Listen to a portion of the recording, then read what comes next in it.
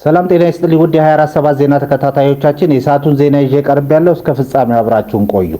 የምንለቃቸው መረጃዎች እንዲደርሳችሁ ላይክ፣ ሼር እና ሰብስክራይብ ማድረጋችሁ እንዳትረሱ በማለት ወደ ዜናው አለፍኩ። የወርቅ ዋጋ በታሪክ ለመጀመሪያ ጊዜ $5000 ደረሰ። የዓለም አቀፉ የወርቅ ዋጋ የ$5000 ጣራ በመስበር አዲስ ታሪክ አስመዝግቧል። የወርቅ ዋጋ በአንድ ወቄት $5081.18 በመግባት የዓለም ገበያ አስገርመዋል። ይህ የዓለም አቀፍ ዋጋ ጭማሪ እና አሁን ያለው የውጭ ምንዛሪ ተመን ተዳምሮ በሀገራችን የወርቅ ዋጋ ላይ ከፍተኛ ዝላይ አሳይቷል። በአሁኑ ሰዓት አማካይ ስሌት 24 ካራት ንጹህ ወርቅ 1 ግራም ከ20500 እስከ 23500 ብር፣ 21 ካራት 1 ግራም ከ18000 እስከ 22000 ብር ሲሆን ይህ ዋጋ እንደየመሸጫው ቦታው እና እንደ ጌጣጌጡ ስራ መጠነኛ ልዩነት እንዳለው ተመላክቷል። በዓለም አቀፉ ደረጃ የዶላር መዳከምና የጂኦፖለቲካዊ ውጥረት ባለሀብቶች ገንዘባቸውን ይበልጥ አስተማማኝ በሆነ ወርቅ ላይ ማፍሰሳቸው ለዋጋው መናር ምክንያት ሆኗል። የኢትዮጵያ ጤና ሚኒስቴር በሀገሪቱ ተከስቶ የነበረውን አስጊውን የማርበርግ ቫይረስ በሽታ ኤምቪዲ ሙሉ በሙሉ ለመቆጣጠር መቻሉን ዛሬ ባዘጋጀው የማብሰሪያ መርሃ ግብር ላይ በይፋ አስታውቋል።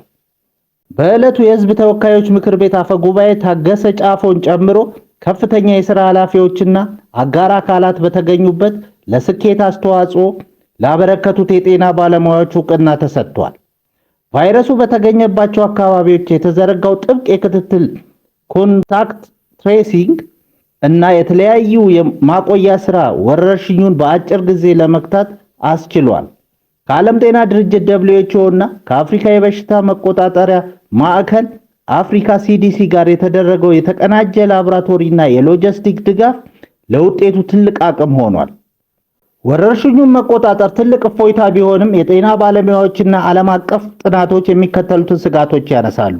የቫይረሱ ባህሪ እንደ ዓለም ጤና ድርጅት ጥናት ማርበርግ እስከ 88% የመግደል አቅም ያለውና በዱር እንስሳት በተለይም በሌሊት ወፍ ውስጥ ለረጅም ጊዜ ተደብቆ ሊቆይ የሚችል በመሆኑ ዳግም የመከሰት ዕድሉ በዜሮ አይመደብም። እንደ ታንዛኒያ እና ኢኳቶሪያል ጊኒ ያሉ ሀገራት በ2023 ወረርሽኙን መቆጣጠራቸውን ካበሰሩ በኋላ በድንበሩ ላይ በሚደረግ እንቅስቃሴ ምክንያት ጥንቃቄው እንዲላላ በማድረጋቸው ተጋላጭነታቸው ቀጥሏል።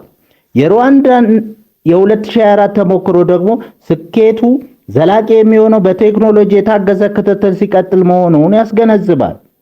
እስካሁን በዓለም አቀፍ ደረጃ በይፋ የጸደቀ ክትባት ወይም መድኃኒት የሌለው በመሆኑ መከላከያው ብቸኛ አማራጭ መሆኑን ባለሙያዎች ያሳስባሉ። አፈጉባኤ ታገሰ ጫፎ እንደገለጹት ድሉ የሀገሪቱን የጤና ስርዓት አቅም ቢያሳይም የመዘናጋት ምንጭ መሆን የለበትም። ህብረተሰቡ አሁንም ያልተለመዱ የህመም ምልክቶች ሲታዩ በፍጥነት ሪፖርት እንዲያደርግ፣ ከዱር እንስሳት ጋር የሚኖር ንክኪን እንዲቀንስ፣ የንጽህና አጠባበቅ ልምዶችን እንዲያጠናክር ጥሪ ቀርበዋል። በሌላ ዜና የግብፅ ውጭ ጉዳይ ሚኒስትር በድር አብደል አቲ ከአሜሪካው ምክትል የውጭ ጉዳይ ሚኒስትር ክሪስቶፈር ላንዳው ጋር ትናንት በካይሮ ተገናኝተው መክረዋል። በውይይቱ ላይ የጋዛ ተኩስ አቁም፣ የሱዳን ቀውስ እና የህዳሴው ግድብ ዋነኛ አጀንዳዎች ነበሩ።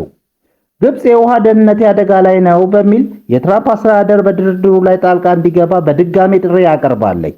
ካይሮ ኢትዮጵያ በግድቡ ላይ ነጠላ ውሳኔ እያራመደች ነው የሚል የተለመደ ውንጀላዋን ለክሪስቶፈር ላንዳው ገልጻለች።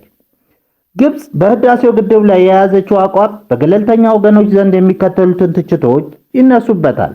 ግብፅ የኢትዮጵያን ነጠላ ውሳኔ በማለት ብትቃወምም እሷ ግን በቅኝ ግዛት ዘመን የተፈረመና ኢትዮጵያን ያገለሉ የውሃ ክፍፍል ስምምነቶች እንደ ብቸኛ መከላከያ መያዟ ፍትሃዊነት የጎደለው አካሄድ ተደርጎ ይታያል። ጉዳዩን ወደ ዋሽንግተንና ወደ ዶናልድ ትራምፕ መውሰድ ለአፍሪካዊ ችግሮች አፍሪካዊ መፍትሄ የሚለውን መርህ የሚጻረርና የዲፕሎማሲ ጫናን የመጠቀም ፍላጎት ነው።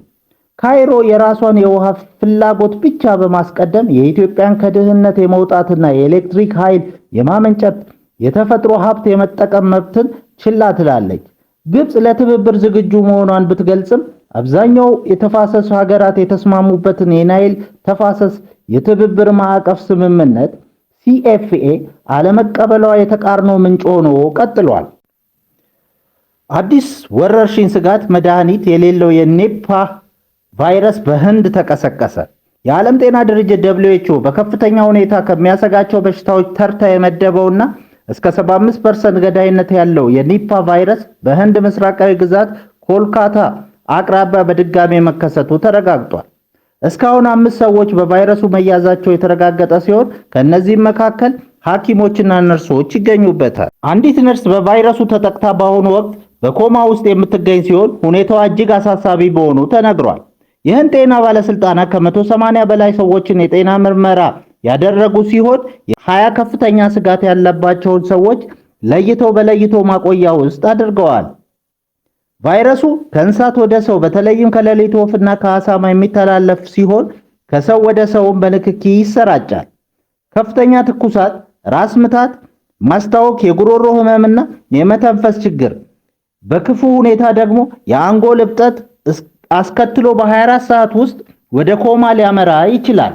እስካሁን ድረስ ለበሽታው የተገኘ ክትባትም ሆነ ፍጹም ፈዋሽ መድኃኒት የለም። የዓለም ጤና ድርጅት ይህ ቫይረስ ዓለም አቀፍ ወረርሽኝ የመሆን አቅም አለው በሚል ከፍተኛ ጥናትና ምርምር እንዲደረግበት አሳስቧል። የሌሊት ወፎች በከተማ ሆነ በገጠር በብዛት መገኘታቸው ስርጭቱን ፈጣን ሊያደርገው ይችላል ተብሎ ይፈራል። በኢራን የኢንተርኔት እገዳው ቀጥሏል። የሟቾች ቁጥርም እየጨመረ ነው ተብሏል። በኢራን የተቀሰቀሰው መጠነ ሰፊ ተቃውሞ ተከትሎ የተጣለው የኢንተርኔት እገዳ ከ400 ሰዓታት በላይ መቆጠሩን የዲጂታል መብቶች ተሟጋች አስታወቁ። መንግስት ኢንተርኔቱን መልሻለሁ ቢልም አገልግሎቱ በከፊልና ለተወሰነ ደቂቃዎች ብቻ የሚሰራ በመሆኑ የመደበኛነት የተሳሳተ ግንዛቤ ለመፍጠር የታለመ ነው ተብሏል። እንደ ሃራኤና መረጃ በተቃውሞ ሳቢያ የሟቾች ቁጥር 5459 መድረሱ ተረጋግጧል። ከ7400 በላይ ሰዎች ደግሞ ለከባድ ጉዳት ተዳርገዋል።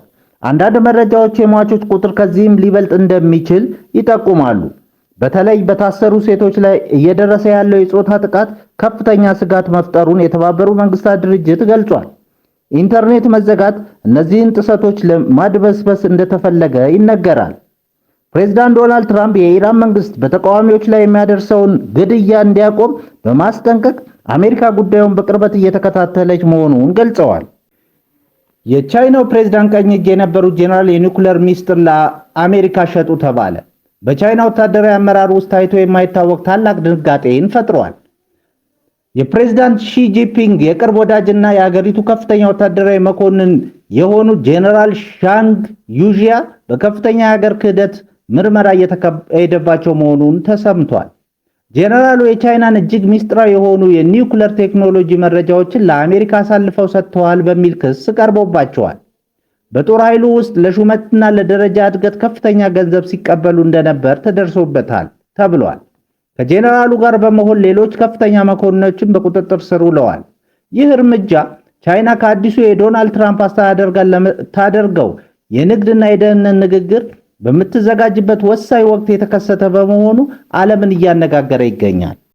ሜታ በዋትስአፕ የግላዊነት ጥሰት ተከሰሰ። የፌስቡክ እና የዋትስአፕ እናት ኩባንያ የሆነው ሜታ የተጠቃሚዎችን የዋትስአፕ መልእክቶች በሚስጥር ያነባል በሚል ከፍተኛ የክስ ማዕበል ገጥሞታል። እንደ ብሉምበርግ ዘገባ ከሆነ ኩባንያው ተጠቃሚዎችን አታሏል በሚል ክስ ቀርቦበታል።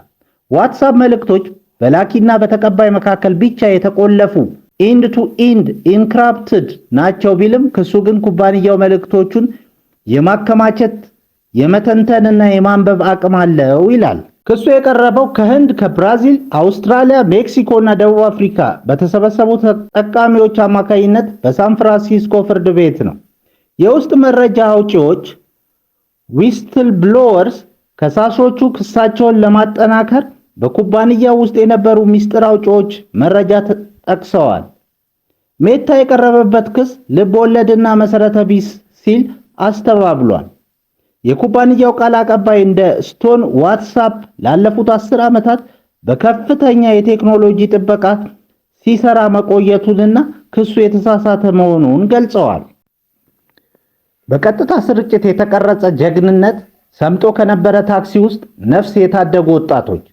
በሩሲያ ዶገስታን ግዛት ውስጥ በአንድ ቀዝቃዛ ምሽት የተፈጸመው አስደንጋጭ ክስተት በኢንተርኔት ዓለም ከፍተኛ መነጋገሪያ ሆኗል። በከፍተኛ ፍጥነት በሚፈስ ወንዝ ውስጥ በከፊል የሰመጠ ታክሲ ውስጥ የነበሩ እናትና ልጅ በ3 ደፋር ወጣቶች ብቃት ከሞት ተርፈዋል።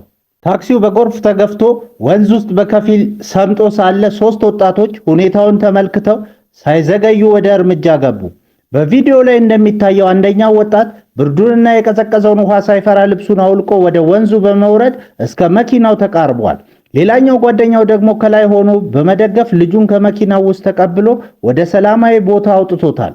ልጁ በሰላም መውጣቱን በጋራ ባደረጉት ከፍተኛ ጥረት በመኪናው ውስጥ ተይዛ የነበረችውን እናትን በሰላም ማውጣት ችለዋል። ከአዳኞቹ አንዱ አሳዱላ ማጎሜዶቭ የተባለ ወጣት ሲሆን እርሱም የሟቹ ታዋቂው የኤምኤምኤ አሰልጣኝ አብዱልመናብ ኑርማጎሜዶቭ ትምህርት ቤት ተማሪ መሆኑ ታውቋል።